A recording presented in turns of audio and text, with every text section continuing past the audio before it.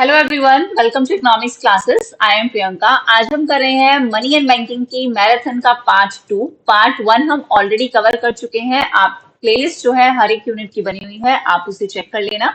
Lecture 1 and lecture 2 हमारा marathon part 1 में cover हो चुका था। आज हम कर रहे हैं लेक्चर नंबर 3 से स्टार्ट, जिसमें हम क्या डिस्कस करेंगे, सेंट्रल बैंक, उसके इंस्ट्रूमेंट्स और वर्किंग क्या था मॉनेटरी पॉलिसी कमेटीज का, इनके बारे में जो है हम आज डिस्कस करने वाले हैं। सो स्टार्ट करते हैं आज की क्लास। और बहुत इंपॉर्टेंट आपकी ये मनी एंड बैंकिंग की यूनिट जो है वो होने वाली है, जिसमें से आपके क्वेश्चंस जो है स्किप नहीं होंगे। एक भी सारे क्वेश्चंस आपको जो है, अगर आपने मैराथन अच्छे से कवर की तो आपके सारे क्वेश्चंस जो है वो हो जाएंगे, चाहे वो यूजीसी नेट का एग्जाम हो, चाहे वो किसी भी स्टेट का असिस्टेंट प्रोफेसर का भी एग्जाम हो। सबसे पहले अगर हम आरबीआई की बात करें, रिजर्व बैंक ऑफ इंडिया के, उसका पहले ओवरव्यू लेंगे कि सबसे पहले आरबीआई एक्ट जो है वो पास कब हुआ था। तो आरबीआई एक्ट जो पास हुआ था वो 1934 में हुआ था, और ऑपरेशन जो है आरबीआई ने अपना स्टार्ट किया था अप्रैल 1 1935 से। इनिशियल जो आरबीआई का सेटअप हुआ था, initial setup as a shareholder bank हुआ था, और बाद में नेशनलाइजेशन कब हुआ, इन द ईयर 1949। बहुत इंपॉर्टेंट डेट है। इसके बाद अगर हम बात करें, इनिशियल हेडक्वार्टर जो है आरबीआई का वो कोलकाता में था, लेकिन उसके बाद मुंबई में शिफ्ट कर दिया गया इन द ईयर 1937 में। आपको इतनी बार चीजें जो है वो क्लास में करवा दी जाएंगी कि आपको याद भी हो जाए, ठीक है। तो कोलकाता से शिफ्ट हुआ मुंबई में कब, 1937 में, मतलब 2 साल बाद शिफ्ट हो गया था, ऑपरेशन जब से स्टार्ट किया था। Acted as a central bank, Burma के लिए आरबीआई ने सेंट्रल बैंक 1947 तक काम किया, और पाकिस्तान के लिए आरबीआई ने काम किया 1948 तक as a central bank. Okay, 2 countries के लिए किया। यहाँ से क्वेश्चन जो है वो बन सकता है आपका कि किन 2 कंट्रीज के लिए आरबीआई ने एज अ सेंट्रल बैंक जो है वो वर्क किया है। अब अगर हम इसके हिस्टोरिकल बैकग्राउंड की, आरबीआई के और डेवलपमेंट की बात करें, तो अर्ली प्रपोजल कहाँ कहाँ से आए थे। तो अर्ली प्रपोजल आया वॉरेन हेस्टिंग प्लान से, रॉबर्ट रिकर्ड स्कीम से। फिर प्रपोजल आया कि आपको एक ग्रेट बैंकिंग एस्टेब्लिशमेंट करना चाहिए। जेम्स विल्सन ने प्रपोजल किया नेशनल बैंकिंग का। तो ये अगर बात आपसे की जाए कि कौन इन्वॉल्व था आरबीआई के प्रपोजल में, तो Warren Hastings, Robert Rickards and James Wilson. Okay, उसके बाद एज अ प्रेसिडेंसी बैंक थे कि इन तीनों बैंक को मर्ज करके क्या बनाया गया, प्रेसिडेंसी बैंक, और फिर बाद में इसको एसबीआई और फिर आरबीआई किया गया, ठीक है। So bank of Bengal, Bombay and Madras, Bengal, Bombay और मद्रास को मर्ज करके, ठीक है। बैंक ऑफ बंगाल 1806 में आया था as a bank of Calcutta, सिक्का ₹50 लाख। उसके बाद अगर हम बात करें कि इतनी जो है वो होनी चाहिए बैंक होने के लिए, फिर बैंक ऑफ बॉम्बे 52 लाख और बैंक ऑफ मद्रास 30 लाख। ये अमाउंट आपको याद रखने की जरूरत नहीं है, पहले सिक्का बोला जाता था। देखो, बट ये याद रखने की क्या जरूरत है, ईयर, इनके ईयर आप लोग याद रखना, क्योंकि बैंक की जो है वो क्रोनोलॉजी आती है एग्जाम में। अगर आपने पीवाईक्यूज किए होंगे तो आपको पता होगा कि बैंक की क्रोनोलॉजी आती है। तो बंगाल 1806, बॉम्बे 1840 और मद्रास है 1843। की डेवलपमेंट अगर हम बात करें, 1921 में एमलगमेशन हुआ प्रेसिडेंसी बैंक का, किसमें, इंपीरियल बैंक ऑफ इंडिया में। इंपीरियल बैंक ऑफ इंडिया में जो है इसका अमलगमेशन हुआ। उसके बाद 1926 में हिल्टन यंग कमीशन आया, जिसने रिकमेंड किया किसकी, द क्रिएशन ऑफ आरबीआई। ये क्वेश्चन जो है वो आ चुका है। फिर 34 में आरबीआई एक्ट पास हुआ, और 35 में जो है आरबीआई ने कमेंस किया अपना ऑपरेशन जो है वो स्टार्ट किया, ठीक है। हिल्टन यंग कमीशन ने रिकमेंडेशन दी थी आरबीआई की, कब दी थी, 1926 में दी थी। ये चीज जो है वो याद रखेंगे, in the year 1926 Hilton young commission recommended the creation of RBI. Okay, now moving toward further, 1949 में नेशनलाइजेशन हुआ। अब हिल्टन यंग कमीशन की क्या क्या रिकमेंडेशंस थी, इन्होंने सजेस्ट किया कि आरबीआई को बनाना है हमें एक pure central banking institution. Propose किए shareholders bank with capital कितनी हो, 5 करोड़ की। इंपीरियल बैंक शेयर होल्डर को प्रेफरेंस दी गई कि वो सबसे पहले क्या कर सकते हैं, सब्सक्राइब कर सकते हैं शेयर्स पे, क्योंकि इंपीरियल बैंक ही था पहले। तो उनको यहाँ पे प्रेफरेंस थी। कैपिटल कितनी रखी गई, 5 करोड़ कैपिटल, ठीक है। और सजेस्ट किया गया कि हम एक प्योर सेंट्रल बैंकिंग इंस्टीट्यूशन बनाएंगे, आरबीआई। ओके, नाउ प्रियम्बल क्या है आरबीआई का, आरबीआई का प्राइमरी ऑब्जेक्टिव क्या है, रेगुलेट करना, इशू ऑफ बैंक नोट्स, इनको हम डिटेल में भी समझेंगे अभी, मेंटेन करना मॉनेटरी स्टेबिलिटी। यहाँ से क्वेश्चन भी आया था कि मेन फंक्शन अगर आपसे पूछा जाए आरबीआई का, operate currency and credit system to benefit the country, modern monetary policies framework बनाना, मेंटेन करना price stability while supporting the growth भी होना चाहिए कंट्री का, प्लस प्राइस स्टेबिलिटी भी क्या रखेंगे, मेंटेन रखेंगे through the quantitative and qualitative instruments, monetary instruments. Okay, now structure कैसा है आरबीआई का, आरबीआई के स्ट्रक्चर के बारे में भी हम डिस्कस करेंगे कि एक है आपका सेंट्रल बोर्ड ऑफ डायरेक्टर होता है, जो अपॉइंट करता है कौन, गवर्नमेंट ऑफ इंडिया, कितने साल के लिए? 4 साल के लिए। इसका फंक्शन क्या होता है सेंट्रल बोर्ड ऑफ डायरेक्टर का? जनरल सुपरिटेंडेंस देना एंड डायरेक्शन देना आरबीआई की जितने भी अफेयर्स हैं। कंपोजिशन, फर्दर कंपोजिशन की बात करें तो एक ऑफिशियल डायरेक्टर में एक गवर्नर होगा और मैक्सिमम 4 डेप्यूटी गवर्नर होंगे, और ये किस सेक्शन में आएंगे? Section 8(1) sub section A B. ठीक है, सेक्शंस मैं बता रही हूँ क्योंकि क्वेश्चंस कई बार जो है वो थोड़े से डीप में बन जाते हैं, फिर हमें लगता है ये out of the box question है। वो आउट ऑफ द बॉक्स नहीं है, वो ऑलरेडी है आपके सिलेबस में। वहीं अगर हम नॉन फाइनेंशियल डायरेक्टर्स की बात करें तो 10 डायरेक्टर्स होंगे from the various fields. Okay, so central board of director appointed by government of India. फिर इनकी कंपोजिशन क्या होगी? एक ऑफिशियल डायरेक्टर में एक गवर्नर होगा, 4 डेप्यूटी गवर्नर होंगे और 10 डायरेक्टर होंगे। ये नॉन ऑफिशियल डायरेक्टर्स होंगे, 10 director from the various fields. Okay, now moving toward further, 2 government officials होंगे और 4 डायरेक्टर होंगे, 1 फ्रॉम ईच लोकल बोर्ड। हर एक लोकल बोर्ड से 4 डायरेक्टर भी करेंगे। ठीक है, नाउ लोकल बोर्ड्स कौन कौन से हैं? वेस्ट, ईस्ट, नॉर्थ और साउथ। इन चारों एरियाज के, वेस्ट, ईस्ट, नॉर्थ और साउथ। ईच बोर्ड में, हर एक बोर्ड में 5 मेंबर्स अपॉइंट कौन करता है? सेंट्रल गवर्नमेंट अपॉइंट करेगी। और इनका भी टर्म क्या होगा? वर्किंग कितनी होगी? 4 साल की होगी। काम क्या होगा इनका? एडवाइस करना सेंट्रल बोर्ड को लोकल मैटर्स, जो भी लोकल मैटर्स चल रहे हैं लोकल बोर्ड उसी पे ही अपनी एडवाइस देगा सेंट्रल बोर्ड को। रिप्रेजेंट करेंगे इंटरेस्ट की लोकल कोऑपरेटिव्स और इंडिजीनियस बैंक्स का क्या इंटरेस्ट है, वो चीजें बताई जाएंगी। Plus perform the other functions as delegated by central board. Central board जो भी फंक्शंस परफॉर्म करने के लिए कहता है वो फंक्शंस फिर लोकल बोर्ड जो है वो परफॉर्म करेंगे। अब सबसे इंपॉर्टेंट लिस्ट ऑफ गवर्नर्स जो है वो हम डिस्कस करेंगे, क्योंकि लिस्ट ऑफ गवर्नर से आपके क्रोनोलॉजी का क्वेश्चन बनता है। ठीक है, क्रोनोलॉजी का क्वेश्चन यहाँ से बनता है और हम हर एक गवर्नर के बारे में जो इंपॉर्टेंट चीज है वो भी डिस्कस करेंगे। थोड़ा सा डीप में चलेगा, इसलिए चलेगा क्योंकि मैं नहीं चाहती कि इसके बाद अगर आप कोई भी इकोनॉमिक्स का एग्जाम दे रहे हो जिसमें मनी एंड बैंकिंग आपका पार्ट आ रहा है वो आपका जो है वो मिस हो जाए। इसलिए मेरी ये कोशिश है कि मैं हर एक चीज को जो है वो कवर करूं आप लोगों के लिए। सो लिस्ट ऑफ गवर्नर्स की अगर हम बात करें, there are many personalities in India which have created marked in Indian history through their virtue, अपने काम से। And the governor of RBI is one of those. बहुत इंपॉर्टेंट है, बहुत सारी पर्सनैलिटीज में से सबसे इंपॉर्टेंट पर्सनैलिटी गवर्नर भी होती है। आरबीआई के जो गवर्नर होते हैं उनका मेन मोटिव होता है एक इकोनॉमी में जो हमारी प्राइस, जो हमारा सबसे बड़ा रोल प्ले करता है उसकी स्टेबिलिटी को मेंटेन करना, और इसी पे ही इकोनॉमी हमारी पूरी टिकी हुई है। ठीक है, so they played a very important role as a caretaker of the nation's corpus and acted as a defenders of country's external value. कि कंट्री की क्या वैल्यू है, करेंसी की, सॉरी कंट्री की नहीं, करेंसी की क्या वैल्यू रहेगी, उसको जो है मेन कौन ध्यान रखता है? गवर्नर ध्यान रखते हैं। तो in India there have been 25 governors of RBI, 25 नहीं ज्यादा ही होंगे क्योंकि अभी रिसेंट वाले भी हैं। So following are the list. सबसे पहले है ऑसबोर्न स्मिथ, ठीक है, Taylor, CD Deshmukh, Benegal Ramarao, KG, अभी ये याद नहीं कर रही हूँ, नहीं करने के लिए कहूंगी, बस मैं नाम आपको बता रही हूँ। HVR Iengar, PC Bhattacharya, LK Jha, BN Adarkar, S Jagannathan, NC Sen Gupta. आपको याद कहाँ से करने हैं? आपको यहाँ से याद करने कम से कम 19 से। K R Puri, Narasimham, IG Patel, Manmohan Singh, A Ghosh, Malhotra, Venkataraman, फिर Rangarajan, Bimal Jalan ji, doctor YV Reddy, doctor Subbarao, doctor Raghuram Rajan, Urjit Patel, Shaktikanta Das and 26 Sanjay Malhotra ji जो अभी आपके करंट है। ये सीक्वेंस आपको 100% याद होनी चाहिए। और मैंने फैक्ट बेस्ड क्वेश्चन की सीरीज में शायद इसकी ट्रिक से नहीं पढ़ा रखा है ऑलरेडी, और आपको ये सीक्वेंस तो एटलीस्ट याद होनी चाहिए, फर्स्ट एंड सेकंड वो याद होने चाहिए। ठीक है, और नरसिम्हन जी का भी नाम आता है तो ये इनसे पहले ही है। ठीक है, ये चीज आपको याद होनी चाहिए। Rangarajan, Bimal Jalan ji, YV Reddy, Subbarao, Raghuram Rajan, Urjit Patel, Shaktikanta Das, Sanjay Malhotra. Most important PYQ है, ये आता है सीक्वेंस, आया भी है। नाउ अब हम इनके कुछ इंपॉर्टेंट जो एक एक लाइन में हर एक पर्टिकुलर गवर्नर के बारे में लिखा है। ऑसबोर्न स्मिथ सबसे पहले फर्स्ट गवर्नर थे आरबीआई के, बट ये इंडियन नहीं थे। ये क्वेश्चन भी आता है, अगर आपसे पूछ लिया जाए कि पहले गवर्नर कौन थे, उसमें अगर ऑसबोर्न स्मिथ का नाम है तो वो नहीं है, तो फिर आपके फर्स्ट इंडियन गवर्नर जो थे वो थे आपके सीडी देशमुख 1943 से 49। ठीक है, उसके बीच में भी एक नाम था बट वो बहुत ज्यादा इंपॉर्टेंट नहीं है, देखो मैं बता देती हूँ यहाँ पे, अब मैंने बताया था ना, जेम्स टेलर।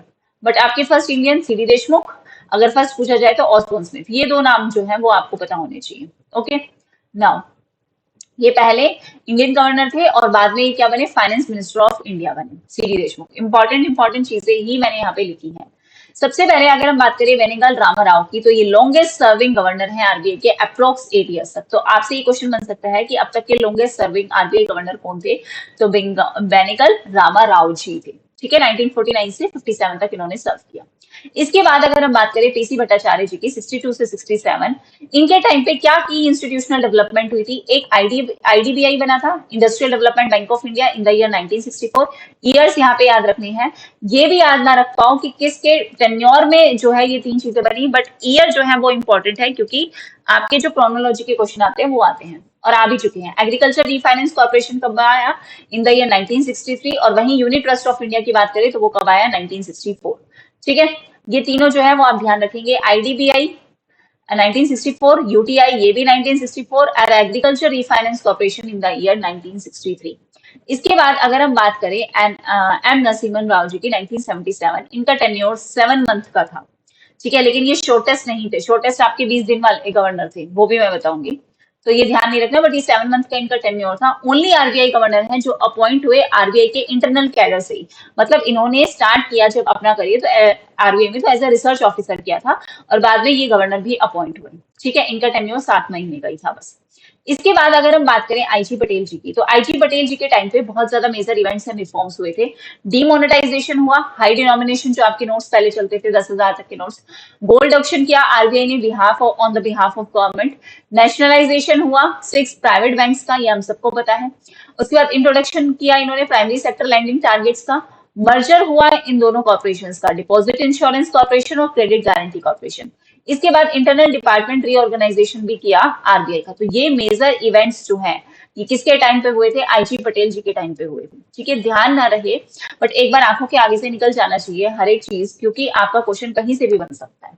नाउ इसके बाद अगर हम बात करें अमिताभ घोष की, ये है one of the shortest tenure in the RBI history, serve for a very brief period for 20 days.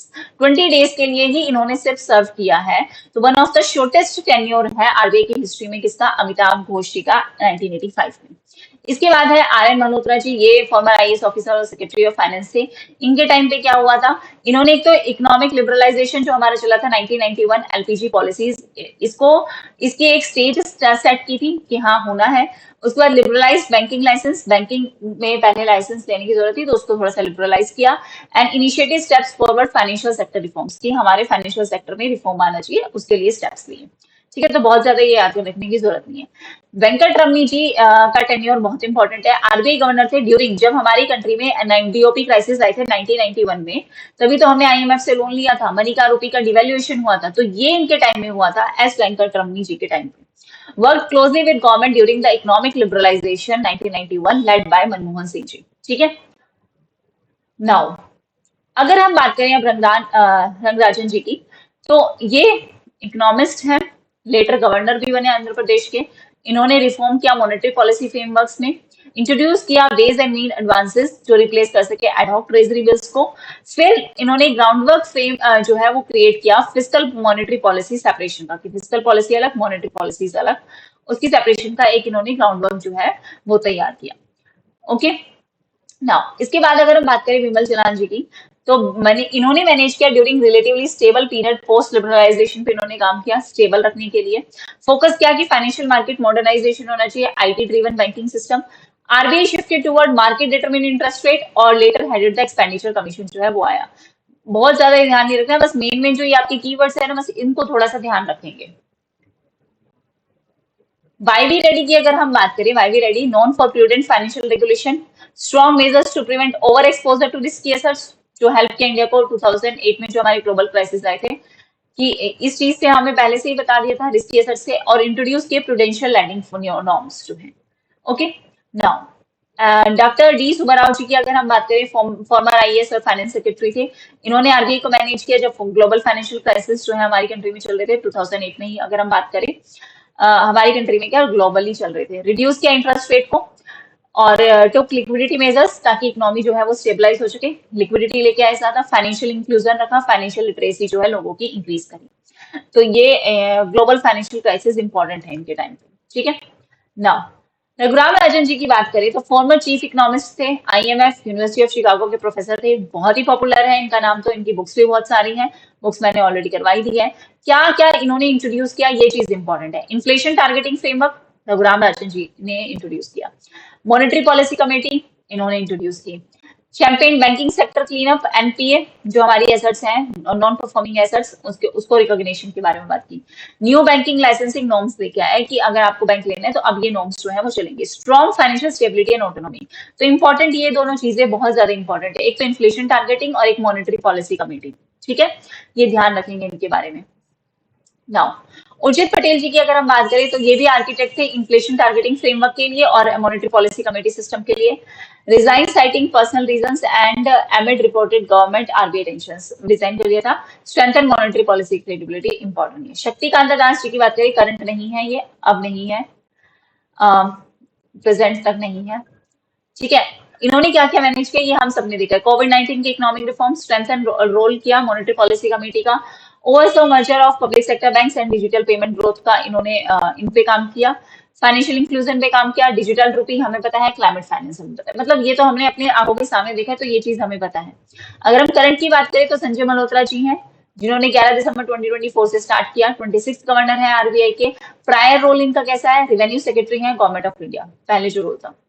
अब हम की हाइलाइट्स देखें इनके टाइम पे, ये इंपॉर्टेंट है, इसके साथ मैंने लिंक भी शेयर करके अगर किसी को पढ़ना हो तो। ईज की monetary policy with post crisis rate cuts and liquidity support. Emphasise किया सेंट्रल बैंक की इंडिपेंडेंस साइटिंग ग्लोबल इंपॉर्टेंस बताते हुए कि सेंट्रल बैंक कितना इंपॉर्टेंट है, इंडिपेंडेंट हम उसे रखना चाहिए। मैंने मेंटेन किया एक neutral policy stand, flexibility rates में। ठीक है, इन्फ्लेशन और ग्रोथ को देखते हुए। Ruled out granting banking licence to conglomerate due to conflict of interest concern. ठीक है, बैंकिंग लाइसेंस पे भी इन्होंने काम किया। तो ये हमें पता है शक्तिकांता दास जी का ये टेन्योर था और अब संजय मल्होत्रा जी है। अब ये चीज रटने वाली थी, इसमें मैं कुछ नहीं समझा सकती, तो अगर अब भाई बोरिंग लगे तो अब उसमें मैं क्या करूँ। रिवीजन के लिए दोबारा करते हैं। 1934 में ब्रिटिश इनेक्टेड आरबीआई एक्ट। 35 में 1 अप्रैल 1935 reserve bank of India was establish in Calcutta. फिर अक्टूबर 35 में London office of RBI setup हुआ, जो बाद में 1963 में क्लोज भी हो गया। फिर 37 में आरबीआई एक्ट किया as a bank to the government of Burma. फिर 37 में ही headquarter of RBI permanent shifted from Kolkata to Bombay, हमने पहले पढ़ लिया है बट हम रिवाइज कर रहे हैं। जनवरी 1938 में first reserve bank note issue हुआ। 11 मार्च और कुछ चीजें और भी हैं। 11 मार्च 1940 1940 आरबीआई अकाउंटिंग ईयर चेंज हुआ, जनवरी दिसंबर से जुलाई जून, इंपॉर्टेंट है। ठीक है, 1 जनवरी 1949 को आरबीआई नेशनलाइज हुआ आफ्टर इंडिपेंडेंस। अर्लियर बैंक किसके हाथ में था, प्राइवेट स्टेक होल्डर्स के हाथ में था, उसके बाद ये नेशनलाइज हुआ 1949 में। ऑलरेडी कर चुके हैं, यहाँ से इंपॉर्टेंट था 1940, बाकी सारी चीजें हम कर चुके हैं, रिवाइज कर रहे हैं कि आरबीआई का अकाउंटिंग ईयर जनवरी दिसंबर से जुलाई जून जो है वो चेंज हुआ। इसके बाद अगर हम बात करें आगे, देखो हमें ये बताया हिल्टन यंग कमीशन आया 1926 में, इसने आरबीआई की फॉर्मेशन रखी, आरबीआई एक्ट बना, कोलकाता में एस्टेब्लिश हुआ। आरबीआई एक्ट फिर बाद में भी आया 1948 1949 में नेशनलाइज करने के लिए। इसके ऑर्गेनाइजेशंस के बारे में भी हमने कर लिया कि एक governor head, maximum 4 deputy governor, 4 director from the other 4 other regions, Bombay, Calcutta, Chennai and Delhi. North west east south हमने देखा था ना, 10 एग्जीक्यूटिव डायरेक्टर्स और 2 फाइनेंशियल मिनिस्ट्री ऑफिशियल्स होंगे। ठीक है, जो हमने देखे थे कि 2 गवर्नमेंट के होंगे और 10 जो होंगे नॉन गवर्नमेंटल एग्जीक्यूटिव डायरेक्टर्स होंगे। ट्रेनिंग सेक्टर्स हम देखते हैं कि 3 है अंडर आरबीआई, एक तो है college of agriculture banking Pune, एक आरबीआई स्टाफ कॉलेज है चेन्नई में, एक आरबीआई एकेडमी है। ओके, 3 ऑटोनोमस रिसर्च सेंटर्स भी हैं, national institute for bank management, Indira Gandhi institute for development research and institute for development and research in banking technology. अब office की बात करें तो 4 रीजनल ऑफिस, 19 रीजनल ऑफिस है, 19 रीजनल ऑफिस है और 4 जोनल है, हाँ, north south east west. Bombay, Kolkata, Delhi और चेन्नई। हेडक्वार्टर मुंबई में है, जो जिसे मिंट स्ट्रीट में। 19 रीजनल ऑफिस है और 11 सब ऑफिस है। बहुत ज्यादा इंपॉर्टेंट नहीं है, बस आंखों के आगे से निकाल लो, इतना इंपॉर्टेंट है। फंक्शंस हम सबको पता है आरबीआई के फंक्शंस, फिर भी हम देखते हैं। देखो, मॉनेटरी अथॉरिटी है, फाइनेंशियल सिस्टम को रेगुलेट करते हैं, मैनेज करते हैं हमारे फॉरेन एक्सचेंज को, बैंकर है टू द गवर्नमेंट, तभी बैंक के गवर्नमेंट के बिहाफ पे सिक्योरिटी सेल एंड परचेज की जाती है। Detection of fake currency, fake currency को भी डिटेक्ट करते हैं। Regulator of payment and settlement हमारा जो है वो भी देखते हैं। करेंसी इशू करते हैं, बैंकर्स बैंक है, सारे बैंकों का बैंक है, और डेवलपमेंट का भी इनका फंक्शन है, किसका, आरबीआई का। बस अगर स्टेटमेंट वाइज क्वेश्चन अगर आ जाएगा तो आपको वैसे भी पता है कि आरबीआई के क्या क्या फंक्शंस हैं, और वैसे भी आपको बता ही दिया। Okay, now moving toward further, main functions RBI के एज अ मॉनेटरी अथॉरिटी क्या है, यही क्वेश्चन आया था। Maintain price stability by promoting economic growth, कि प्राइस स्टेबिलिटी को मेंटेन करना सबसे मेन फंक्शन है और इकोनॉमिक ग्रोथ को प्रमोट करना, इकोनॉमिक ग्रोथ को प्रमोट करते करते प्राइस स्टेबिलिटी को मेंटेन रखना।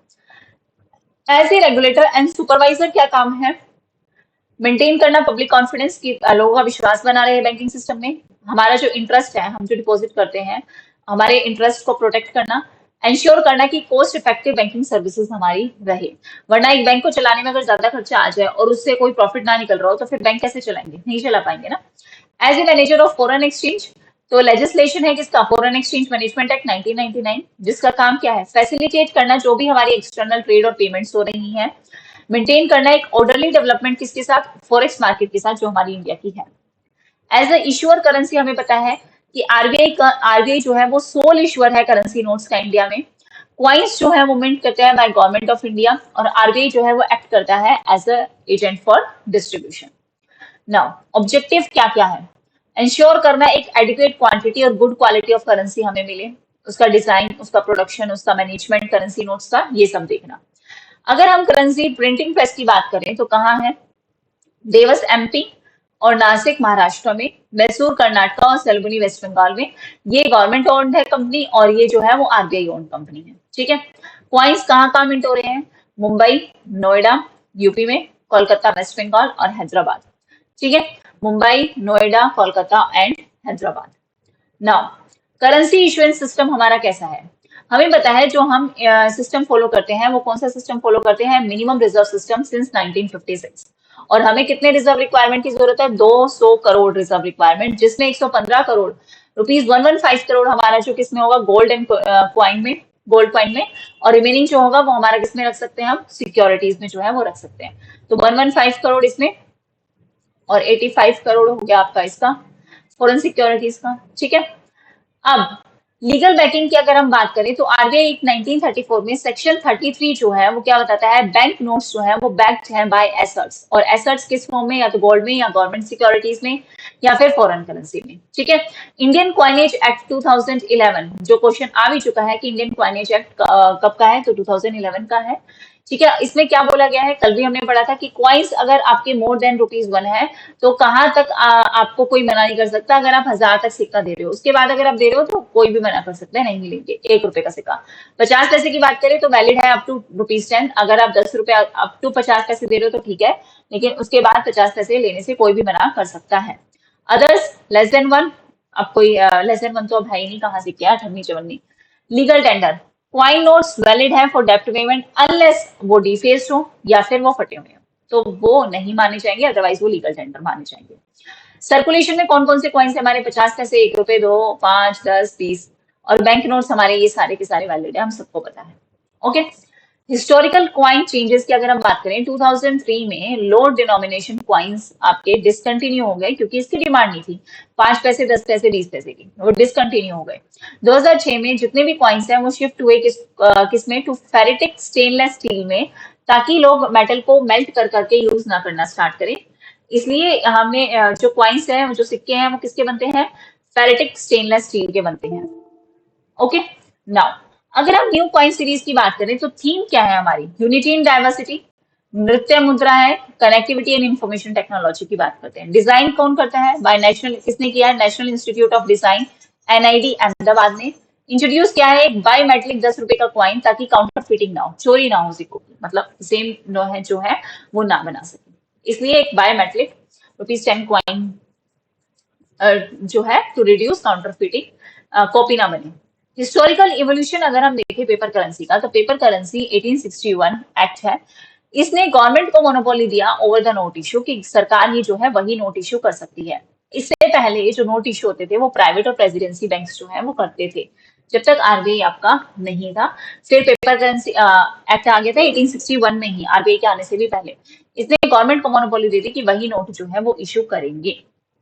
नाउ अगर हम डिजाइन एवोल्यूशन की बात करें इंडियन करेंसी की, तो क्या डेपिक्ट करता है हमारा Indian currency, social culture and political journey, colonial imperial phase, symbol independence का, गांधीयन वैल्यू करंट सीरीज में, अब करंट सीरीज में ये है, पहले कॉलोनियल था, फिर इंडिपेंडेंस का सिंबल, फिर हमें पता है गांधी जी की फोटो है। डेवलपमेंट रोल क्या है आरबीआई का, क्या परफॉर्म करता है? एक wide range of promotional and development functions. Objective क्या है कि national economic and financial goals को सपोर्ट कर सके, जिसमें फाइनेंशियल इंक्लूजन, क्रेडिट फ्लो हो, प्रायोरिटी सेक्टर्स को, रूरल डेवलपमेंट हो, देश का विकास, गांव का विकास हो। Regulatory and supervisor of payment and settlement system. क्या फंक्शन है इसका? इंट्रोड्यूस एंड अपग्रेड एक सेफ एफिशिएंट पेमेंट सिस्टम, जो हमारा आरटीजीएस है, नेफ्ट है, यूपीआई है, आईएमपीएस है, इन सबकी स्मूथ फंक्शनिंग कौन देखता है? रेगुलेटर एंड सुपरवाइजर है किसका? पेमेंट एंड सेटलमेंट सिस्टम का, आरबीआई। क्या ऑब्जेक्टिव है? कि मेंटेन करना public confidence in payment and settlement. अगर मुझे अभी कोई कहे कि मैं यूपीआई कर देता हूँ, तो मेरा कॉन्फिडेंस है ना कि उस सामने वाले ने यूपीआई किया तो पैसा आ जाएगा। इस कॉन्फिडेंस को मेंटेन कौन रखता है? आरबीआई। प्रमोट करना डिजिटल ट्रांजेक्शन को एंड मॉडर्नाइजेशन होना, पेमेंट इंफ्रास्ट्रक्चर में मॉडर्नाइजेशन लेके आना, ये सब इनका काम है। अब रिलेटेड फंक्शंस की बात करें, इसके अलावा बैंकर है to the government, as a merchant banker काम करता है सेंट्रल गवर्नमेंट, सारी state government including UTs, Puducherry and Jammu Kashmir की भी। एक्सेप्शन सिक्किम, सिक्किम का सिर्फ लिमिटेड रोल है, सिर्फ पब्लिक डेप्ट मैनेजमेंट में, और पब्लिक डेप्ट मैनेजमेंट में ही as a banker to the government काम करते हैं। सिक्किम को हटा के बाकी जम्मू कश्मीर भी इंक्लूडेड है। क्या प्रोवाइड करते हैं? Ways and means advances, short term interest bearing advances. क्या पर्पस है? मैनेज करना है अगर टेम्परेरी मिसमैच हो जाए गवर्नमेंट की रिसिप्ट्स और पेमेंट्स में, तो सरकार आरबीआई से पैसा लेगी। ठीक है। Banker to the government bank की बात करें तो सारे बैंकिंग अकाउंट्स जितने भी शेड्यूल बैंक्स के हैं उनको मेंटेन करना। क्या फंक्शंस? लिक्विडिटी सपोर्ट देना बैंक्स को जो आपके हैं। As a lender of last resort काम करना, कि अगर बैंक को कहीं पे भी पैसा नहीं मिल रहा तो वो फिर किसके पास जाएगा? आरबीआई के पास जाएगा। ठीक है। फैसिलिटेट करना clearing and settlement interbank transaction. Interbank जो हमारी ट्रांजेक्शन है, कि चेक वाला जो मैंने कल एग्जाम्पल दिया था, वो क्लियरिंग हाउस फंक्शन की तरह काम करता है आरबीआई। सब्सिडरीज जो है वो आरबीआई की फुली ओन्ड। ये सब्सिडरीज जो हैं, ये आपको, इसमें मैंने चीजें सारी लिखी हैं, देखो सारी चीजें लिखी है, लेकिन मेन मेन चीज आपको क्या याद रखनी है? ये ईयर आपको जरूर याद रखने हैं, क्योंकि क्वेश्चन आता है। Deposit insurance and credit guarantee corporation of India. क्या फंक्शन है? डिपॉजिट करना insurance for bank deposits to product depositors. Coverage limit कितनी है? 5 लाख पर डिपॉजिटर। हाँ, प्रिंसिपल और इंटरेस्ट मिला के। अगर हमारा पैसा बैंक में है और अगर अब बैंक में चोरी हो जाती है या कुछ भी बात हो जाती है, तो बैंक हमें 5 लाख तक जो है वो हमारे कवर है इंश्योरेंस के अंदर। ठीक है। कंपल्सरी स्कीम है, सब बैंक्स को पार्टिसिपेट करना है, कोई बैंक मना नहीं कर सकता कि इस स्कीम में वो नहीं आएगा। कौन सी scheme? Deposit insurance and credit guarantee corporation of India की जो स्कीम है, किसकी? इंश्योरेंस की। ठीक है। ये एक्ट कब आया था? 1961 में आया था। ये चीज यहाँ पे लिखी नहीं हुई, बट ये नोट कर लेना कि deposit insurance and credit guarantee, ये 1961 में ये एक्ट आया था। ओके। नाउ एक्सक्लूडेड डिपॉजिट्स, कौन कौन से डिपॉजिट्स इसमें एक्सक्लूड नहीं है? मतलब किसको ये 5 लाख पर डिपॉजिटर वो देंगे, प्रिंसिपल इंटरेस्ट मिला के पर बैंक, हर एक बंदे को मिलेगा, लेकिन कौन कौन से डिपॉजिट्स इसमें से एक्सक्लूड है? इसमें एक्सक्लूड है फॉरेन गवर्नमेंट के डिपॉजिट्स, सेंट्रल स्टेट गवर्नमेंट के, इंटर बैंक के deposits, state land development bank, state cooperative banks, deposits from outside India या एग्जम्प्टेड डिपॉजिट्स है जो आरबीआई ने अप्रूव किए हैं, वो डिपॉजिट्स। ये सारे डिपॉजिट्स बैंक्स में से एक्सक्लूड है। अदरवाइज इसके अलावा जिसको भी उसको 5 लाख रुपए मिल जाएगा। अब आपके 5 लाख से ज्यादा हो तो वो नहीं मिलेंगे, इंश्योरेंस में कवर नहीं होंगे। प्रीमियम पेमेंट बोन कौन करेगा? कंप्लीटली बैंक, डिपॉजिटर्स के पास नहीं होगा। ठीक है। नाउ नेक्स्ट, भारतीय रिजर्व बैंक नोट मुद्रण प्राइवेट लिमिटेड कब एस्टेब्लिश हुआ? 1995 में। क्या पर्पस है? बैंक नोट्स को प्रिंट करना, ताकि इंडिया की करेंसी डिमांड जो है वो पूरी हो सके। भारतीय रिजर्व बैंक नोट मुद्रण private limited. Ownership wholly owned and subsidiary है किसकी? आरबीआई की। हेड ऑफिस कहाँ है इसका? बेंगलुरु में। प्रिंटिंग प्रेसेस कहाँ का है? मैसूर कर्नाटका में, सेलोगनी वेस्ट बंगाल में। ठीक है। Reserve Bank Information Technology Private limited कब है? 2016। अभी रिसेंट का है तो याद रखना। पर्पस क्या है? साइबर सिक्योरिटी नीड्स, क्योंकि ये इंपॉर्टेंट पार्ट है अभी रिसेंट न्यूज के हिसाब, रिसेंट जो न्यूज चलती है उसके हिसाब से। Serve IT and cyber security needs RBI की और इंडियन हमारे बैंकिंग सेक्टर की। फोकस क्या है? साइबर सर्विलेंस रखना, रेजिलेंस रखना, पॉलिसी इंप्लीमेंटेशन करना और सिक्योरिटी इंफ्रास्ट्रक्चर को मेंटेन करना। Reserve Bank Information Technology Private Limited 2016। इसके बाद अगर हम इफ्टास की बात करें, Indian Financial Technology and Allied Services कब है? 2015 में। आरबीआई ने कब एक्वायर किया? 2019 में। याद रखने हैं। ये चीज नॉट फॉर प्रॉफिट है अंडर सेक्शन 8 कंपनीज एक्ट 2013 में। नॉट फॉर प्रॉफिट ऑर्गेनाइजेशन है। की सर्विस या की सिस्टम इसका क्या है? Gift, INFINET, SMPS, NEFT service provider और Indian banking community cloud, data storage secure रखना। बैकबोन है किसकी? निफ्ट की और आरटीजीएस की। सर्विस प्रोवाइडर है। गिफ्ट क्या करता है? स्ट्रेट थ्रू इंटरबैंक ट्रांजेक्शन जो चलती हैं उनको देखता है बल्क में। क्लोज यूजर ग्रुप नेटवर्क है, कनेक्टिंग करता है इंडियन फाइनेंशियल इंस्टीट्यूशंस जो अलग अलग है उनको कनेक्ट करने का काम करते हैं। ये सर्विस, ये जो सर्विस है Indian Financial Technology and analytics services, ये कंपनी ये सारी चीजें जो है वो प्रोवाइड करती है किसको? बैंक को। रिजर्व बैंक इनोवेशन हब ये कब इनकॉर्पोरेट हुआ है? 2021 में, ध्यान रखेंगे। टाइप सेक्शन 8 कंपनी एक्ट है 2013 के अंडर। इनिशियल कैपिटल कितनी है? 100 करोड़।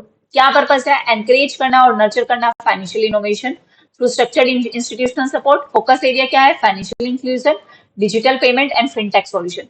आपको यहाँ पे ईयर याद रखना है इसमें। ये मैंने डिटेल में इसलिए बताया है कि आ जाए तो ये ना कह दो कि मैम आ गया और आप यहाँ तक ये पढ़ाया और फिर आगे नहीं पढ़ाया। तो मेरा काम तो तुम्हें सब कुछ पढ़ाना है, आप लोगों को सब कुछ पढ़ाना है। बाकी देखो पेपर कैसे भी बन सकता है, आपको हर चीज के लिए जो है वो तैयार रहने की जरूरत रहेगी हमेशा। Okay, now moving toward further, important acts in Indian banking system and financial sector. Important है ये सारे एक्ट, क्वेश्चन आ चुका है, हर एक एक्ट से क्वेश्चन आ चुके हैं। नेगोशिएबल इंस्ट्रूमेंट एक्ट कब? 1881 में। क्या पर्पस है, क्या फीचर है? गवर्न करना promissory notes, bills of exchange, cheques, insure करना एक स्मूथ फंक्शनिंग रहे फाइनेंशियल इंस्ट्रूमेंट्स की।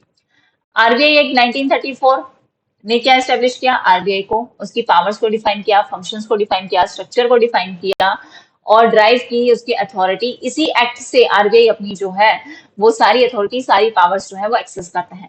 बैंकिंग रेगुलेशन एक्ट कब आया? 1949 में। हर एक क्वेश्चन जो है वो आ चुका है। क्या रेगुलेट करता है बैंकिंग रेगुलेशन एक्ट? की सारी बैंकिंग कंपनीज इंडिया में है। एम्पावर करता है आरबीआई को कि आरबीआई बाकी सारे बैंक्स को सुपरवाइज और कंट्रोल कर सके। State bank of India act की अगर हम बात करें 1955, गवर्न करता है द फॉर्मेशन और फंक्शनिंग किसकी? एसबीआई की। Deposit insurance and credit guarantee corporation act 1961 बता दिया था मैंने, प्रोवाइड करता है डिपॉजिट इंश्योरेंस, बैंक डिपॉजिटर्स का पैसा जो है, ये आरबीआई की सब्सिडरी है पहली चीज, और हम लोगों का जो पैसा है वो सेफ है। ये कॉर्पोरेशन जो है वो ये इंश्योर करती है, इंश्योरेंस कवरेज है इसके अंदर, ठीक है। आरआरबी एक्ट 1976 प्रोवाइड करता है for the establishment and regulation किसका? आरबीआई का और सॉरी आरआरबी का। और आरआरबी का काम क्या है? रूरल एरियाज में सर्व करना, उन्हें बैंकिंग सर्विसेज देना। नाबार्ड है 1981, क्वेश्चन आ चुका है। National bank for agriculture and rural development, month कौन सा था ये बताएंगे, क्योंकि इसके साथ एग्जिम भी है तो दोनों भी क्वेश्चन में आ जाते हैं, लेकिन मंथ किसका पहले है, दोनों का क्या मंथ है, कौन से मंथ में एस्टेब्लिश हुए थे, ये चीज आप बताएंगे। बता चुकी हूँ मैं ऑलरेडी, इसलिए नाबार्ड जो है एक्ट है ये प्रोवाइड करता है क्रिएशन ऑफ नाबार्ड, फाइनेंस को सपोर्ट करना रूरल डेवलपमेंट में, ठीक है। इसके बाद नेशनल हाउसिंग बैंकिंग एक्ट की बात करें 1987 में है। सारे एक्ट नोट कर लेना, एक भी ऐसा एक्ट नहीं है जो आया ना हो, कम से कम ये एक्ट और इनके ईयर ये आपके नोट होने चाहिए। मैं इसकी फंक्शनिंग की फीचर्स आपको याद करने को नहीं कह रही हूँ, ये मैंने आपको पढ़ा दूंगी, बस एक बार दिमाग से निकाल लो बहुत है, लेकिन ये जो ईयर है ना ये सबके याद होने चाहिए। नेशनल हाउसिंग बैंक 1987 जो एस्टेब्लिश करता है, नेशनल हाउसिंग बैंक एक अपेक्स हाउसिंग फाइनेंशियल इंस्टीट्यूशन है, 2019 से आरबीआई के अंदर है। Foreign exchange management act 1999 regulate करता है किसको? फॉरेन एक्सचेंज ट्रांजैक्शंस और प्रमोट करता है ऑर्डरली डेवलपमेंट फॉरेक्स स्कीम, ठीक है। SARFAESI act securitisation and reconstruction of financial assets and enforcement of security act 2002 में आया था, ये भी क्वेश्चन भी आ चुका है। ये क्या एम्पावर करता है? बैंक्स को, फाइनेंशियल इंस्टीट्यूशन को, कि ये रिकवर कर सके जो भी आपके एनपीएस हैं विदाउट कोर्ट की इंटरवेंशन, ठीक है। बिना कोर्ट में हर चीज तो नहीं जा सकती ना, कोर्ट हर चीज तो सॉल्व नहीं कर सकता, तो ये किसके अंडर आता है? सरफासी एक्ट में। कॉम्पिटिशन एक्ट 2002 में ये क्वेश्चन भी आ चुका है, प्रिवेंट करना एंटी कॉम्पिटेटिव जो आपकी प्रैक्टिसेस चल रही है और प्रमोट करना कि फेयर कंपटीशन रहे मार्केट में। Credit information companies regulation act 2005 में जो क्या रेगुलेट करता है? फंक्शनिंग किसकी? क्रेडिट इंफॉर्मेशन की। Payment and settlement system act 2007 में जो ये सारी आपकी जो भी आरटीजीएस निफ्ट होती है इसको जो है वो देखता है, प्लस आरबीआई इसका रेगुलेटर है। Payment and settlement system regulations 2008 में अमेंड हुई अप टू 2022 जो ऑपरेशंस देखता है। इंडियन क्वाइनेज एक्ट 2011 गवर्न करता है issuance and denomination of coin.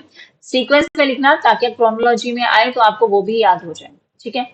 MCQ के लिए क्या हो सकता है, देखो फेमा, हम सबको पता है, ये क्वेश्चन बहुत बार आ चुका है कि फेरा को रिप्लेस किया है फेमा ने। फेरा कब था, 1973 में। आरबीआई 1934 से आरबीआई की फॉर्मेशन हुई। उसके बाद 1949 में नेशनलाइजेशन हुआ, बैंकिंग रेगुलेशन एक्ट आया। डीआईसीजीएस जो हमें पता चल गया 5 लाख तक का इंश्योरेंस है। सरफासी एक्ट रिकवर करता है एनपीए को। और पीएसएस पेमेंट सेटलमेंट जो है वो इन सबको देखता है, ठीक है। ये एक बस ओवरव्यू है। Yes, board for financial supervision कब एस्टेब्लिश हुआ, इन द ईयर 1994। जो हमने देखा ना कि लीगल बैकिंग होती है एसेट्स के थ्रू, तो वो उसके लिए है बोर्ड ऑफ फाइनेंशियल सुपरविजन, जो कब एस्टेब्लिश हुआ है, 1944 में एस्टेब्लिश हुआ है। और ये कॉन्स्टिट्यूट हुआ है as a committee of the central board of directors of RBI. जो आरबीआई के सेंट्रल बोर्ड ऑफ डायरेक्टर्स हैं उनकी कमेटी अंडर, किसके अंडर आता है ये, आरबीआई रेगुलेशंस 1994 के अंडर ही ये आता है, बोर्ड फॉर फाइनेंशियल सुपरविजन की इकोनॉमी में फाइनेंशियल सुपरविजन देखने के लिए, ठीक है। प्राइमरी ऑब्जेक्टिव क्या है, अंडरटेक करना, एक सेकेंड, प्राइमरी ऑब्जेक्टिव क्या है, अंडरटेक करना कंसोलिडेटेड सुपरविजन किसका, इंडियन फाइनेंशियल सेक्टर का। इंस्टीट्यूशंस कौन कौन से कवर्ड होते हैं इसके अंडर, सेकेंड, यस, कौन कौन से इंस्टीट्यूशंस जो है वो कवर होते हैं। शेड्यूल कमर्शियल बैंक्स इसी के अंडर आते हैं, कोऑपरेटिव बैंक्स भी आते हैं, ऑल इंडियन फाइनेंशियल इंस्टीट्यूशंस भी आ रहे हैं, लोकल एरिया के बैंक भी आ रहे हैं, स्मॉल फाइनेंस बैंक्स भी हैं, पेमेंट बैंक्स भी हैं, क्रेडिट इंफॉर्मेशन कंपनीज भी है, आपकी एनबीएफसीज भी हैं और प्राइमरी डीलर्स भी हैं। ध्यान रखेंगे ये सारी चीजें आपके, बस कानों में से ये सारी बातें निकल जानी चाहिए, ताकि अगर क्वेश्चन ऐसा आ जाए तो आपको जो है वो पता हो कि आपने पढ़ रखा है। और एक बार पढ़ने के बाद इतना ध्यान रहता ही है, क्योंकि बहुत टफ तो ये कुछ है ही नहीं, टफ तो है ही नहीं बिल्कुल भी। बस यहाँ पे पढ़ने वाली चीज बहुत ज्यादा है, तो शायद आपको बोरिंग भी लग सकती है, लेकिन ये चीज आप ध्यान रखना कि अगर आप ये पूरी कर लोगे तो आपका क्वेश्चन नहीं रहेगा। फंक्शंस क्या है इसके, स्ट्रेंथन एंड सुपरवाइजरी रोल है आरबीआई का। ओवरऑल इफेक्टिवनेस सुपरविजन में ध्यान रखता है, बस इसका नाम ही है ना सुपरवाइज, इसका मेन जो है वो फंक्शन है, ये ध्यान रखना, ठीक है। वंस एवरी मंथ ये जो है ये सारे मीट करते हैं जो इनके बोर्ड है, बोर्ड मेंबर्स हैं, okay. Now features of paper currency in India, कुछ फीचर्स जो है वो हम डिस्कस कर लेते हैं, इंपॉर्टेंट है। स्मॉलेस्ट डिनोमिनेशन 1 रुपए, हाईएस्ट एवर डिनोमिनेशन अब तक कितना गया है, 10,000, जो इंट्रोड्यूस हुआ कब, 1938 में, डिमोनेटाइज हुआ 1946 में, वापस से रीइंट्रोड्यूस हुआ 1954 में, फिर वापस से डिमोनेटाइज हो गया 1978 में। करंट डिनोमिनेशन क्या है सर्कुलेशन में, 10 रुपए, 20 रुपए, 50, 100, 200, 500, 2,000 का नोट। 1 रुपए का नोट कौन इश्यू करता है, गवर्नमेंट ऑफ इंडिया, साइन कौन करता है, फाइनेंस सेक्रेटरी। अदर डिनोमिनेशंस कौन इश्यू करता है, आरबीआई, साइन कौन करता है, आरबीआई गवर्नर, सबको पता है। करंट सीरीज हमारी कौन सी चल रही है, महात्मा गांधी न्यू सीरीज चल रही है। 2 लैंग्वेज होती है, Hindi and English, plus 15 regional language होती है, तो क्वेश्चन आ जाए तो टोटल 17 टोटल लैंग्वेज जो है वो इसमें है। ईयर ऑफ प्रिंटिंग कहाँ होता है, लेफ्ट साइड ऑफ नोट पे होता है। मनी ऐप जो है, मोबाइल एडेड नोट आइडेंटिफायर, ये हेल्प करता है जो विजुअली आपके इम्पेयर्ड पर्सन है ना, उनका वो ये आइडेंटिफाई कर सके कि ये कितने रुपए का नोट है, ठीक है। उसके लिए कौन सी ऐप है, मनी ऐप जो है वो है। और इससे क्वेश्चन भी आ चुका है मेरे हिसाब से, किसी पेपर में आया था कि जो एप्लीकेशन है for money visually challenge person के लिए है, ये लॉन्च किसने की थी, आरबीआई ने, एसबीआई ने, मिनिस्ट्री ऑफ फाइनेंस ने, नीति आयोग ने। ये क्वेश्चन आ चुका है कि किसने लॉन्च किया था, तो कॉमन सेंस लगा लो कि ये सिर्फ किसने लॉन्च किया होगा, आरबीआई ने ही लॉन्च किया होगा, ठीक है। मोबाइल एडेड नोट आइडेंटिफायर, ठीक है। मोबाइल एप्लीकेशन है किसके लिए, विजुअली इम्पेयर्ड पर्सन के लिए, जो आइडेंटिफाई कर पाए कि कितने रुपए का नोट है उस चीज के लिए, ओके। नाउ किसके अंडर आता है ये, मिनिस्ट्री ऑफ फाइनेंस के अंडर आता है। नाउ क्वाइंस इन इंडिया की अगर हम बात करें तो क्वाइंस इन इंडिया किसके अंडर गवर्न होते हैं, इंडियन क्वाइनेज एक्ट 2011 के अंदर। इशू कौन करता है, गवर्नमेंट ऑफ इंडिया। सर्कुलेट होते हैं by RBI on behalf of central government. Maximum coin value जो मिंट हुई है, दैट कैन बी मिंटेड, 1,000 रुपए का सिक्का। सर्कुलेशन में, अभी का सर्कुलेशन में करंटली कौन कौन से क्वाइन है आपके पास, ये है। लैंग्वेज हिंदी इंग्लिश है, क्वाइन पे तो 2 ही लैंग्वेज है ना। इंपॉर्टेंट सेक्शंस, ये सेक्शंस आपको याद रखने हैं, बहुत इंपॉर्टेंट है। 22nd सेक्शन में क्या है आरबीआई के, right to issue bank notes की बैंक नोट्स इशू कर सकते हैं। 24 में कितने डिनोमिनेशन के आपके नोट होंगे वो है। 25 में क्या है, क्या फॉर्म होंगे आपके बैंक नोट्स की वो मेंशन है। 26 सेक्शन में क्या मेंशन है, legal tender character of notes mention है। ये 4-5 आपके सेक्शन है, इंपॉर्टेंट है आरबीआई एक्ट 1934 में, ये आप याद रखेंगे। ओके नाउ अब हम बात करते हैं मॉनेटरी पॉलिसी कमेटी की। मॉनेटरी पॉलिसी कमेटी जो है वो एस्टेब्लिश हुई है under section 45ZB RBI act, amended है। पहली जो कॉन्स्टिट्यूट हुई वो 29 सितंबर 2016 में हुई। 6 मेंबर है मॉनेटरी पॉलिसी कमेटी में। एक तो आपके आरबीआई गवर्नर जो चेयरपर्सन है एक्स ऑफिशियो माने जाएंगे। एक होंगे आपके डेप्यूटी गवर्नर मॉनेटरी पॉलिसी के जो मेंबर होंगे एक्स ऑफिशियो। एक आरबीआई ऑफिसर जो नॉमिनेट कौन करेगा, सेंट्रल बोर्ड नॉमिनेट करेगा। प्रोफेसर आशिमा गोयल, जयंत वर्मा, देख लेना कि हाँ शशांका भिड़े। फंक्शंस क्या है इनका, फंक्शंस है इसका डिटरमाइन करना पॉलिसी रेट्स को डिटरमाइन करना। एक सेकेंड, क्या फंक्शन है मॉनेटरी पॉलिसी कमेटी का, पॉलिसी रेट्स को डिटरमाइन करना, एम करना कि जो हमारा इन्फ्लेशन टारगेट है हमारा कितना है 4 ± 2, मैक्सिमम 6% और मिनिमम 2%, इतना इन्फ्लेशन जो है वो आपका है। ठीक है, इस एम को अचीव करना। मिनिमम 4 टाइम्स पर ईयर ये मीट करते हैं सारे मेंबर्स। कॉरम मतलब कब अगर कोई वोटिंग हुई और वो पास कब होगी वो चीज, जब 4 मेंबर कम से कम हो उस मीटिंग में। वोटिंग हर मेंबर का एक वोट है। टाई के केस में गवर्नर का कास्टिंग वोट होगा, गवर्नर डिसाइड करेगा कि किसके हक में रिजल्ट जा रहा है। ओके अब हम बात करते हैं क्वांटिटेटिव एंड क्वालिटेटिव इंस्ट्रूमेंट्स जो है मॉनेटरी पॉलिसी के। कुछ होते हैं हमारे क्वांटिटेटिव इंस्ट्रूमेंट्स, कुछ होते हैं हमारे क्वालिटेटिव इंस्ट्रूमेंट्स। ठीक है, सीआरआर, एसएलआर, ये आपके रिजर्व रेशो है। कौन कौन से, सीआरआर और एसएलआर। सीआरआर और एसएलआर आपके क्या है, ये आपके रिजर्व रेशो में काउंट होते हैं। इसके बाद आता है आपका open market operation, open market operation. Policy rates में कौन कौन से हैं, बैंक रेट है, रेपो रेट है, रिवर्स रेपो रेट है और मार्जिनल स्टैंडिंग फैसिलिटी रेट है। अभी रेपो रेट के ऊपर बात चल रही है कि ये फिक्स करने की बात की गई है, और ये क्वेश्चन जो है मैं आपको आज कम्युनिटी पोस्ट में भी आज या पता नहीं कल कम्युनिटी पोस्ट में भी अपलोड कर दिया होगा। ठीक है, रात को तो सॉल्व कर लिया करो। जो आपके पोस्ट में जितने भी क्वेश्चंस आते हैं ना वो क्वेश्चंस आप कर लिया करो, वो आप लोगों के लिए है, मेरे लिए नहीं है। Qualitative measures, credit rationing, credit control, margin requirement, moral suasion, direct actions, ये सब आपने पढ़ भी रखे हैं। एक एक करके डिस्कस करते हैं। सबसे पहले अगर हम बात करें सीआरआर की, कैश रिजर्व रेशो की, रेट्स में अभी नहीं करवा रही हूँ, मैंने यहाँ पे मेंशन भी किया है शायद कि जो आपके रेट्स होंगे ना वो आपके एग्जाम से पहले जो रेट चल रहे होंगे उसके लिए अलग से क्लास होगी। पहले भी आपकी क्लास करवा दी गई है इससे रिलेटेड। एक सेकेंड, शायद मैंने यहाँ पे कहीं लिख रखा है ना, पता नहीं कहाँ लिख रखा है कि वो क्लास में ही होंगे आपके रेट्स कवर। हाँ ये लेंगे ना, decent update accordingly refer to class, मतलब आपकी एग्जाम से पहले क्लास होगी तभी की तभी, क्योंकि रेट आपके चेंज होते रहते हैं तो अभी इनको करने का कोई मतलब है नहीं। ठीक है, सो स्टार्ट करते हैं CRR. CRR, the average daily balance a bank must maintain with RBI as a percentage of its net demand and time liability. NDTL का एक परसेंटेज जो फिक्स किया गया है वो आरबीआई के पास मेंटेन होना चाहिए। नोटिफाई कौन करेगा, RBI, via gadget of India, gadget आएगा और आरबीआई नोटिफाई करेगा कि इतना सीआरआर है। किस लिए यूज किया जाता है, लिक्विडिटी को कंट्रोल करने के लिए। अगर इन्फ्लेशन है इकोनॉमी में तो सीआरआर के रेट इंक्रीज हो जाएंगे, अगर इन्फ्लेशन डिफ्लेशन है तो सीआरआर कम हो जाएगा, क्योंकि जितना कम पैसा आरबीआई के पास होगा उतना ज्यादा लोन दे पाएंगे। इसके बाद अगर हम बात करें स्टेट्यूटरी लिक्विडिटी रेशो, तो ये भी पोर्शन होता है किसका, net demand and time liability का। क्या मेंटेन करते हैं, किस फॉर्म में, लिक्विड रिजर्व्स में, खुद के पास ही। सीआरआर तो आरबीआई के पास हम रखते हैं और एसएलआर खुद के पास होता है in the form of cash या फिर जो आपकी अनइनकम्बर्ड गवर्नमेंट सिक्योरिटीज है या फिर गोल्ड की फॉर्म में। ठीक है, influence bank lending capacity to private sector की। भाई ऑब्वियसली अगर आप ज्यादा रिजर्व में रखोगे, एसएलआर में 18% है मान के चलो, फिर 20% हो गया जो नहीं है, मतलब मैं बता रही हूँ एग्जाम्पल के लिए बता रही हूँ कि अगर आपका एसएलआर ज्यादा हो गया तो आपकी बैंकिंग लैंडिंग कैपेसिटी कम हो जाएगी, और अगर आपकी एसएलआर कम है तो लैंडिंग कैपेसिटी ज्यादा होगी।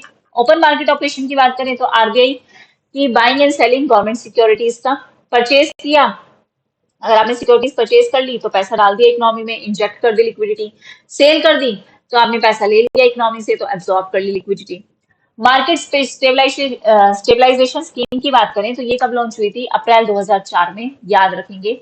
आरबीआई सेल करता है गवर्नमेंट बॉन्ड्स सेल करेगा अगर उसे विड्रॉ करनी है excess liquidity. Funds rates are kept with RBI, not spend by government. जो भी इससे फंड आता है वो किसके पास रहेगा? आरबीआई से। हालांकि गवर्नमेंट की बॉन्ड सी है, जो भी फंड रेस होगा वो कैप्ट रहेगा, आरबीआई के पास रहेगा, not spend by the government, government के पास नहीं होगा। सिक्योरिटीज, इन सिक्योरिटीज को क्या बोला जाता है? मार्केट स्टेबलाइजेशन बॉन्ड्स जो है वो बोला जाएगा। और इशू कौन करेगा? आरबीआई। और ऑनर कौन होगा? Government of India. ठीक है। Now bank rate. Bank rate मतलब वो रेट आरबीआई जिससे बाय करे, रीडिस्काउंट करे बिल्स ऑफ एक्सचेंज या फिर कमर्शियल पेपर्स। डिफाइन है under section 49 of RBI act 1934।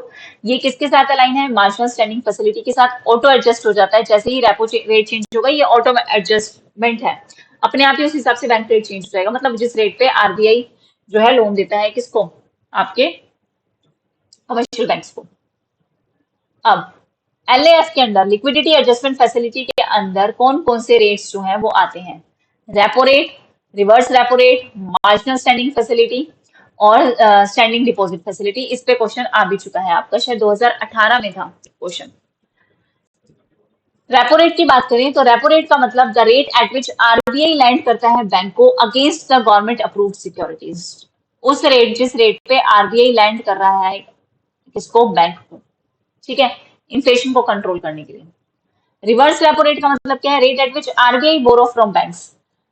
अगर बैंक्स के पास जो एक्सेस लिक्विडिटी है वो किसके पास चली जाए? बैंक के पास, तो ये इससे बोला जाता है जिस रेट पे आरबीआई बोरो कर रहा है बैंक से, वो रिवर्स रेपो रेट। जिस रेट पे बैंक आरबीआई से ले रहा है वो आपका क्या होगा? Repo rate. Marginal standing facility क्या आती है? ओवरनाइट के लिए जो बैंक लेता है, overnight borrowing by banks from RBI beyond LAF, liquidity adjustment facility के beyond, by dipping into SLR, statutory liquidity ratio. Penal rate कितना? 25% basis points above repo rate से होंगे। और मिनिमम अमाउंट कितनी हो सकती है? 1 करोड़। 1 करोड़ के मल्टीपल में होगी जो अमाउंट होगी। ठीक है। वहीं अगर हम स्टैंडिंग डिपॉजिट फैसिलिटी की बात करें तो ये रेट एट विच आरबीआई जो एक्सेप्ट करता है अनकोलेटरलाइज्ड ओवरनाइट डिपॉजिट्स, जिसके ऊपर कोई कोलेट्रल नहीं है, फ्रॉम बैंक्स। इंट्रोड्यूस हुआ 2022 में। Floor rate of LAF corridor 25 basis point होगा बिलो किससे? रेपो रेट से। ठीक है, ये बस ध्यान रखना। अब लिक्विडिटी एडजस्टमेंट फैसिलिटी की अगर हम बात करें, यस, ये आरबीआई का मैकेनिज्म है कि अगर उसे लिक्विडिटी एब्जॉर्ब करनी है, इंजेक्ट करनी है, तो वो किसके थ्रू कर सकता है? लिक्विडिटी एडजस्टमेंट फैसिलिटी के अंडर जो है वो कर सकता है। इसमें क्या क्या इंक्लूड है? Open market operations, forex swaps, MSS, marginal standing facilities, standing deposit facilities और ओवरनाइट और टर्म रेपो, रिवर्स रेपोज भी इसके अंदर ही आपके इंक्लूड है। Yes, open market operation, forex swaps और ये आपकी मार्केट स्टेबलाइजेशन स्कीम, ये कब आई थी? मार्केट स्टेबलाइजेशन स्कीम 2004 में आई थी। ठीक है, देख ही लिया हमने यहाँ पे। यस, ये रही। Now moving towards further, qualitative instruments की बात करें तो क्वालिटेटिव इंस्ट्रूमेंट्स जो है वो रेगुलेट करता है flow of credit for specific sectors purpose के लिए, सब पर्टिकुलरली किसी सेक्टर या पर्पस के लिए। ठीक है, जैसे हमारा जो क्वांटिटेटिव टूल है ना, वो तो सबको ही ओवरऑल उनकी सबकी क्रेडिट वॉल्यूम पे इफेक्ट करेगा जितने भी बैंकिंग है। लेकिन जो आपका पर्टिकुलरली क्वालिटेटिव इंस्ट्रूमेंट्स होते हैं ना, ये स्पेसिफिक पर्पस के लिए ही होते हैं कि हमें स्पेसिफिक सेक्टर पे ध्यान देना है, तो उसी पर्टिकुलर सेक्टर को बोला गया, वो चीज है। ठीक है। नाउ मोरल सुएशन का मतलब क्या है? मोरल सुएशन का मतलब है एक नॉन स्टेट्यूटरी रिक्वेस्ट या परसुएट जो करना आरबीआई के थ्रू बैंक्स को to act in interest of economic trend और पब्लिक गुड, कि भाई देश के इकोनॉमी के भले में काम करो, एक रिक्वेस्ट करना या परसुएट करना आरबीआई जो करती है। एग्जाम्पल, बैंक्स से पूछना कि आप लिमिट रखो अपनी स्पेकुलेटिव लैंडिंग की, इन्फ्लेशनरी पीरियड चल रहा है तो लिमिट लगाओ ना कि कितना पैसा देना है, जब पता है कि ऑलरेडी इकोनॉमी में इन्फ्लेशन है। तो ना मार्जिन रिक्वायरमेंट या फिर लोन टू वैल्यू रेशियो जिसे हम कहते हैं, वो portion total value that is not financed by the banks. ठीक है, मार्जिन कितने का, कि आप कितनी सिक्योरिटी दे रहे हो, आपको कितना बदले में लोन दिया जा रहा है, divided by value of security. जितना ज्यादा मार्जिन होगा उतनी कम लोन की अमाउंट। ठीक है, जो यूज करता है, ये हम किस लिए यूज करते हैं कि कम से कम जो है वो लोग जो है वो लोन लें। एग्जाम्पल, आरबीआई जो है वो मार्जिन बढ़ा सकता है लोन्स पे अगर उसे स्पेकुलेशन इन्फ्लेशन को रिड्यूस रखना है तो। डायरेक्ट एक्शन में क्या आता है, डायरेक्ट एक्शन में जो आरबीआई जो है वो डायरेक्टली एक्शन ले लेता है, बंद ही कर देगा बैंक को, या तो बहुत ही ज्यादा हो गया तो बैन कर देगा ऑपरेशंस बैंक के, अगर वो बिल्कुल ही पॉलिसी के अगेंस्ट जो है वो काम कर रहा है बैंक। क्रेडिट उसका खत्म कर देगा, रिफ्यूजल कर देगा डिस्काउंट बिल्स और सिक्योरिटीज के लिए। तो अगर वो आरबीआई की गाइडलाइंस नहीं मानते bank, non compliance with guideline, तो आरबीआई जो है वो पिनोटिव एक्शंस जो है वो ले सकता है। Okay, now priority sector lending की अगर हम बात करें तो ये लॉन्च कब हुआ है, 1972 में आरबीआई ने इसे लॉन्च किया है। ऑब्जेक्टिव क्या है, इंश्योर करना कि एडिक्वेट क्रेडिट मिलता रहे अंडर सर्व सेक्टर्स, जो आपके जो मैं अभी सेक्टर्स बताऊंगी इनको जो है वो एडिक्वेट क्रेडिट जो है वो मिलता रहे। जो प्रायोरिटी सेक्टर लैंडिंग है वो मैंडेटरी है किसके लिए, for scheduled commercial banks including foreign banks और उनकी 20 ब्रांचेस। क्या क्या कैटेगरी है इनके अंदर प्रायोरिटी सेक्टर लैंडिंग में, एग्रीकल्चर को देना है, micro small medium enterprises MSMEs को आपको लोन देना है, एक्सपोर्ट क्रेडिट जो मांग रहे हैं, एजुकेशन के लिए, हाउसिंग के लिए with in the limits, social infrastructure के लिए, रिन्यूएबल एनर्जी के लिए और अदर्स, मतलब वीकर सेक्शंस को, सेल्फ हेल्प ग्रुप्स को, इन सबको देना है, इनकी प्रायोरिटी रहनी चाहिए अगर आप लैंड कर रहे हो तो।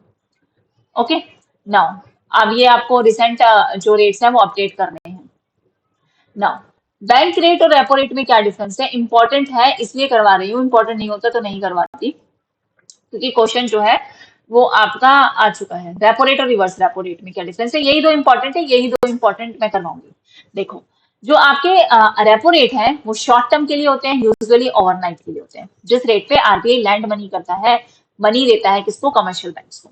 बैंक रेट आपका रेपो रेट के कंपेरिजन में लॉन्गर टर्म के लिए होता है, कम से कम 1 साल तक का, और ये होता है ओवरनाइट का। ठीक है, जिसमें आरबीआई लोन देता है किसको, कमर्शियल बैंक्स को। रेपो रेट किस लिए होता है, मेनली लिक्विडिटी को मैनेज करने के लिए, इन्फ्लेशन को कंट्रोल करने के लिए, जबकि बैंक रेट आपका ब्रॉडर मॉनेटरी पॉलिसीज को कंट्रोल करने के लिए, जिसमें inflation, economic growth, money supply सब कुछ इंक्लूड है, बट ये स्पेशली इन्फ्लेशन के लिए। ड्यूरेशन क्या है लोन का वो हमने देख लिया, वेरी शॉर्ट टर्म ऑफर लगभग ओवरनाइट के लिए, और ये लॉन्गर टर्म 1 साल या 1 साल से ज्यादा। क्या नेचर होता है लोन का, कि सिक्योर्ड होते हैं, बैक्ड बाय गवर्नमेंट सिक्योरिटीज और कोलेट्रल, जबकि जो आपके बैंक रेट है वो अनसिक्योर्ड लोन है, कोई कोलेट्रल नहीं है, कोई सिक्योरिटी नहीं है। इम्पैक्ट इकोनॉमी पे, क्योंकि ये शॉर्ट टर्म के लिए है, शॉर्ट टर्म इंटरेस्ट रेट, तो इसका इमीडिएट इम्पैक्ट आता है, शॉर्ट टर्म के लिए लोन दे रहे हैं ना, जबकि आपके बैंक रेट का मीडियम या लॉन्ग टर्म इम्पैक्ट आता है इन्वेस्टमेंट्स पे, लैंडिंग डिसीजंस पे। फ्रीक्वेंसी ऑफ एडजस्टमेंट बहुत जल्दी, बहुत फ्रीक्वेंटली, मल्टीपल टाइम्स जो है हम चेंज करते रहते हैं, हम तो क्या आरबीआई चेंज करता रहता है बैंक रेट, जबकि जो आप रेपो रेट, जबकि आपके बैंक रेट जो है वो कम चेंज होते हैं, वो मेनली इकोनॉमिक पॉलिसी कोई बड़ा चेंज आ रहा है तो चेंज आएगा। मार्केट डिपेंडेंसी बहुत ज्यादा हाईली डिपेंडेंट है शॉर्ट टर्म मार्केट कंडीशंस के लिए, जबकि बैंक रेट लेस डिपेंडेंट है, और लॉन्ग टर्म ऑब्जेक्टिव जो है वो होता है किसका, बैंक रेट का। नाउ समरी में अगर मैं आपको बताऊं, रेपो रेट शॉर्ट टर्म है, सिक्योर्ड है, लिक्विडिटी मैनेजमेंट के लिए है। बैंक रेट आपका लॉन्ग टर्म है, अनसिक्योर्ड है और ब्रॉडर मॉनेटरी कंट्रोल के लिए है। ओके, नाउ रेपो रेट और रिवर्स रेपो रेट में क्या डिफरेंस होता है, हमें बताया कि रेपो रेट में सेंट्रल बैंक किसको देता है, कमर्शियल बैंक्स को, सेंट्रल बैंक किसको देता है, कमर्शियल बैंक्स को, जबकि रिवर्स रेपो रेट में वो रेट जिसपे सेंट्रल बैंक बोरो करता है किससे, कमर्शियल बैंक्स पे, बाय सेलिंग सिक्योरिटीज, और ये अगेंस्ट कोलेट्रल्स। क्या रोल है इसका मॉनेटरी पॉलिसी में, इन्फ्लेशन लिक्विडिटी को देखना और रेगुलेट करना इन्फ्लेशन को। रिवर्स रेपो रेट का लिक्विडिटी को देखना, इन्फ्लुएंस करना शॉर्ट टर्म इंटरेस्ट रेट्स को। पार्टी कौन कौन इन्वॉल्व है, सेंट्रल बैंक, कमर्शियल बैंक, दोनों में ही कमर्शियल बैंक से सेंट्रल बैंक जाएगा, सेंट्रल बैंक से कमर्शियल बैंक जाएगा।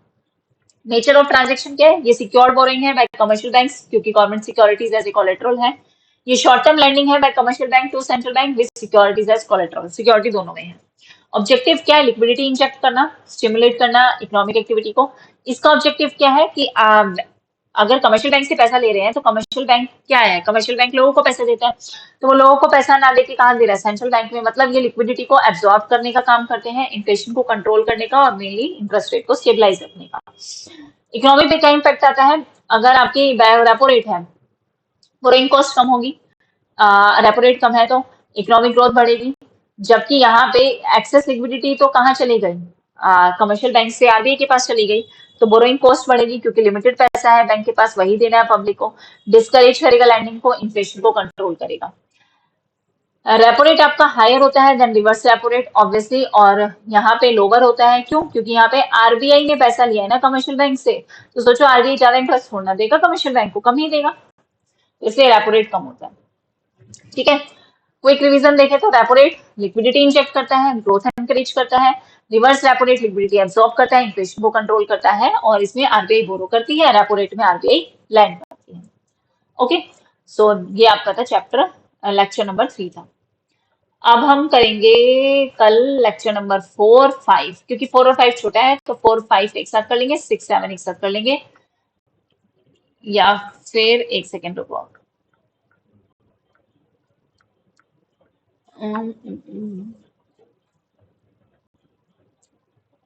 फिर आपका 5 है नॉन बैंकिंग फाइनेंशियल इंस्टीट्यूशन। मैं आपको दिखा देती हूँ कि ये कहाँ तक, हम कितनी लिमिट तक जा रहे हैं, कितना सब कुछ कवर करेंगे। ठीक है, इसके बाद आपका है एनबीएफसी पूरा कवर हो जाएगा आपका। ठीक है, शॉर्ट में भी है, ओवरव्यू भी है, सब कुछ है इसके अंदर, आपको कहीं जाने की जरूरत नहीं है, कुछ देखने की जरूरत नहीं है अगर आपने ये मैराथन देख ली। उसके बाद 6, 7 आपके छोटे हैं चैप्टर, तो वो एक साथ हो जाएंगे। ठीक है, capital market and it's regulation है आपका 6th चैप्टर, और उसके बाद मैं आपको दिखा देती हूँ 7th चैप्टर आपका क्या है। हाँ, 7 ही चैप्टर बनाए मैंने इसके, 7 चैप्टर में पूरी आपकी पब्लिक ये जो मनी एंड बैंकिंग है वो कंप्लीट हो जाएगा। ठीक है, या 6 ही है शायद, देखते हैं, एक सेकेंड और रुकना। हाँ 7th था, हाँ 7th आपका नेगोशिएबल इंस्ट्रूमेंट एक्ट है, वो आपका छोटा ही है, इम्पोर्टेंट है ये, इसको आप इग्नोर नहीं कर सकते। ठीक है, तो ये अब हम करेंगे, एक सेकेंड रुको, या कर ही लें थोड़ा और, अब करेंगे तो फिर पूरा चैप्टर करेंगे। पता है बहुत बड़ा लेक्चर में इसलिए नहीं रखती क्योंकि एक तो ये थ्योरी है, अगर आपकी प्रैक्टिकल हो ना तो भाई समझाने में भी मजा आए और आपको सुनने में भी मजा आए। थ्योरी थ्योरी ना बोरिंग बोरिंग सी लग जाती है। तो ठीक है, ये हम अभी यहीं तक कवर करते हैं, फिर हम आगे कल की क्लास में करेंगे, और जल्दी से आपकी ये वाली क्लास कंप्लीट हो जाएगी मनी एंड बैंकिंग, फिर माइक्रो मैक्रो कर देंगे स्टार्ट, और आपकी ग्रोथ एंड डेवलपमेंट के जो टॉपिक्स है वो भी कवर कर लेंगे, आपकी मैथमेटिकल इकोनॉमिक्स है वो भी कर लेंगे, सब कर लेंगे, टेंशन मत लेना।